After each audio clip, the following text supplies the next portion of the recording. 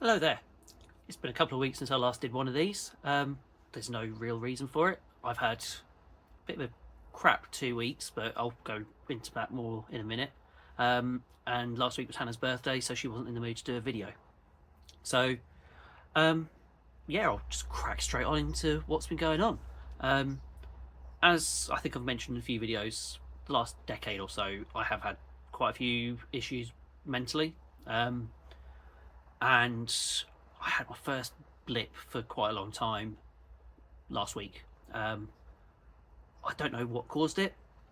Um, the only thing that I can think of is, and it's going to sound really stupid, I have had a couple of weeks away from work on a course, and I went straight into a week of annual leave, so I had over 3 weeks away from my actual job.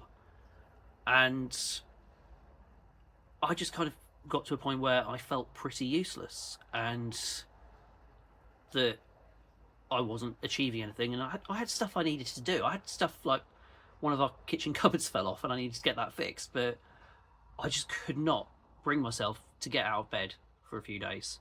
And while in this kind of feeling low and crap about myself, I fell out with a few people, offended a few others. So I'm not using it as an excuse, but if you are one of the few people who watches this and I've offended you in the last couple of weeks, I'm sorry. It will happen again, but I've struggled. So in terms of things like my challenges for the year, I did make progress on one of them. I made a little progress on the weight loss one, which resulted in Hannah giving me Dynamite Heady for the Mega Drive, which it's another bright and colourful platformer, so I'm going to enjoy it because I like my bright and colourful platformers on the Mega Drive. But after getting that, and that was a real significant one for me because it meant for the first time in over 2 years I'd got to being under 13 stone. So what's happened in the meantime is while I've been vegetating in bed, I've done a lot of comfort eating and I've gained about half a stone. So I've got a lot of work to do, and I couldn't even bring myself to go and play football last night because I was embarrassed by how much weight I've put on in the last couple of weeks. So that's how I've done with one of my challenges. My other challenge is for completing games. I have done my annual playthroughs of Monkey Island 1 and 2. So I got myself from my list GoldenEye for the N64. Got that one through eBay. It's complete even with the little tray in there, which is what I wanted. And for some reason, it was about 10 quid less than any other boxed and complete one that there was on eBay. So I'm very happy to have that. So then I did Monkey Island 1 after I did Monkey Island 2 because I prefer Monkey Island 2 because after all these years of playing it every year, insult sword fighting grinds me down quite a lot. But I decided to get myself this. I've been wanting to get Monkey Island complete for the Atari ST all year, but the cost of getting it boxed was prohibitive. So I've managed to get it with everything apart from the box, including my favourite part of it, which is the Dial-A-Pirate wheel for the copy protection. Although I suppose when it was released, you could have easily got through the copy protection just by taking apart one of these wheels and then just putting two photocopies together. Either way, it worked. And part of my logic for getting it like this without the box was because the price difference between this and getting a box copy was about £50. So I thought, well, I know you can get reproduction boxes of things like SNES and NES games. Surely there must be a market for reproduction Amiga boxes as well. I've been searching and I can't find any. So if anyone watching this is aware of anyone online who does reproduction Atari ST boxes, please, please, please, please, please, can you chuck a comment down below, give me a link, just let me know something that I can do for this. So that's what I got for completing those 2 Monkey Island games. I've also, in the time that I was off, I completed the Preposterous Awesomeness of Everything, and also 4 Last Things, which are 2 point-and-click adventure games made by the guy who made Procession to Cavalry, which is a really fun point-and-click game that's based around Renaissance art. With Procession to Cavalry, you've got the option of either completing puzzles or just decapitating someone who's in your way, which was a really good idea. So 4 Last Things is the same art style, but you've got to try and get your character to complete 7 deadly sins. And the Preposterous Awesomeness of Everything was just a very simple story going through different stages of human development, trying to build a rocket. And they both only took about an hour to finish. So I'm sure if Hannah watches this, she'll get annoyed that I've managed to get a couple of games from my list for only an hour's work. But I've ordered one, and I'm struggling to come up with which one I want to get from the rest that are on my list, because I've now hit the point where it's the expensive ones that are left to go. So what I've got left to go is Garfield Caught in the Act, which complete is about £50. Mario Party 2 for the N64, which I think cartridge only, you're lucky if you get it for 45. Pokemon Snap, which I think the one that I've got my eye on is around the 50 to 60 mark, complete. Pitfall for the SNES, which boxed and complete, I'm not going to get much change, if any, from £100.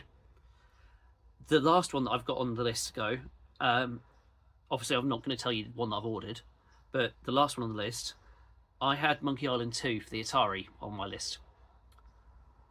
It didn't come out on the Atari. I completely messed up, and I've been hoping at some point to get a game that doesn't exist.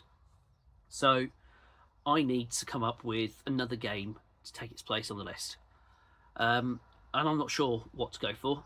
The first one that springs to mind for me would be to get Bram Stoker's Dracula for the Master System, because that would complete my Master System collection from when I was younger, which I can then do a bit of a playthrough on all of those games for. But I'm also thinking, I've been playing more on the Atari ST, so are there any other point and clicks that I'd like to go and get for that?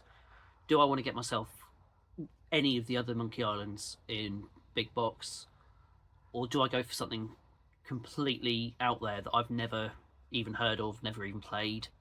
So again, if you've got any ideas of what I should do for this final game, let me know.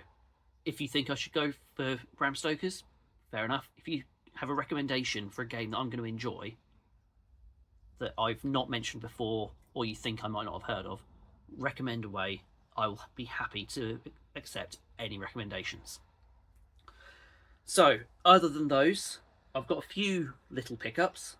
One of those pickups is related to something I mentioned in the last video, which was the Atari 2600 Woody.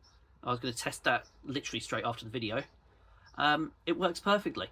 So I've got that I tested with Centipede, and I decided to go into Norwich. I think it was on Hannah's birthday. We went into Norwich. I went into Last Level Games, and I got myself Space Invaders, because I've set up a challenge on Space Invaders. So I can play it on the Atari to see what I can do for it. Also on Hannah's birthday, we went into the YMCA shop in Norwich, and I managed to get myself 2 Namco PlayStation guns for, I think they were £10 for the pair. I don't know whether that's a good price. I think it's a decent price for them. And I shared those on Discord, and I mentioned in the last video Carlos, who saw my other light gun and sent me Virtua Cop on the Sega Saturn, which I've played and I have enjoyed it. He straight away said, "Oh, have you played Time Crisis?" I said, I hadn't. And he went, oh, I've got a spare copy. I'll send it to you. I asked him if he wanted anything in return for it. He said no. So I have the disc for Time Crisis for the PlayStation. So that's another game for me to try out with my my new guns. So thank you massively to Carlos for that, because your generosity is just massively unexpected and massively appreciated. When I was talking about Space Invaders, I mentioned checking the Atari. I think I also mentioned that I had a tape player that I wanted to try repairing. I took that apart last week, and the bands on the inside had turned to sticky gloop, I think is the technical term for it. So I had to clean up all of the cogs and everything inside, got new bands, changed all those bands, got everything working mechanically, and then as I was putting it together again, I managed to sever one of the wires that leads to the speaker. So I need to work out where it's severed from, and then see whether I can get my soldering gun and see if I can get that working. But after all the work that I put into cleaning and repairing it, I am incredibly gutted that I managed to break it. So other than that, the only other bits that I've picked up are a couple of books. Ugh. So for Father's Day, the children got me The History of the Adventure video game, which I've read through and enjoyed, although it was a bit light on content, I'd say. But it was nice, and it's also there's a couple of games in there that I hadn't heard of that I've since bought on Steam, because I've had a bit of a point and click purge in buying on Steam over the last couple of weeks. So that's been interesting, and it's also, while I've been low, there's nothing that relies on quick reactions to get things done. So getting back into point and clicks is enough to keep me grounded and just keep me playing along. And my arrival from today is the Guide to Classic Graphic Adventures.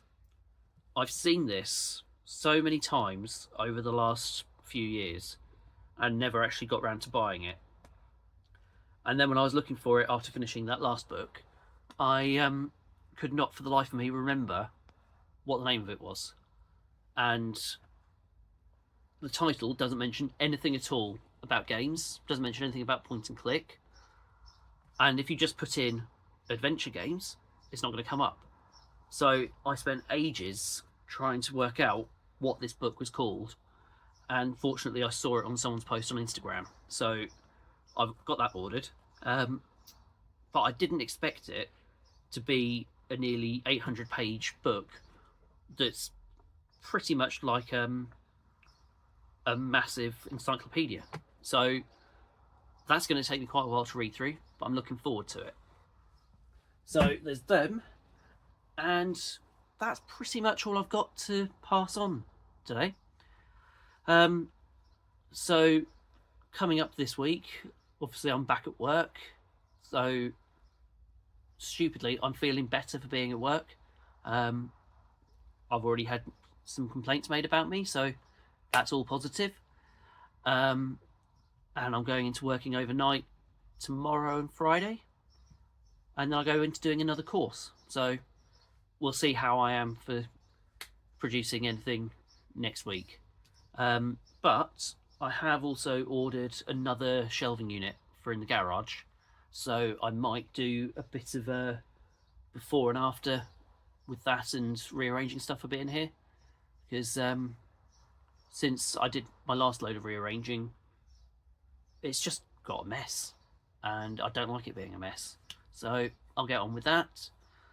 But other than that, take care of yourselves, and I'll see you next time. Bye.